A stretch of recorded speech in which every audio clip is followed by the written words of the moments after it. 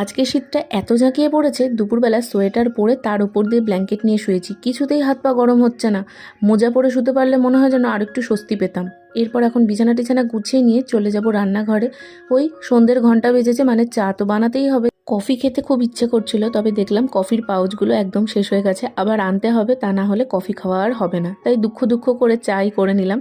ভাবছিলাম একটু পাস্তা বানাবো, সেই জন্য পেঁয়াজ রসুন সব কিছু বার করে রাখলাম, কিন্তু মা বলল যে না, ফুলকপির বড়া করবে, তাই ওটা দিয়েই মুড়ি খাবো। এদিকে আমি বসে পড়েছি চা নিয়ে। কানটা এত ব্যথা করছিল, মাফলার জড়িয়ে নিয়েছি।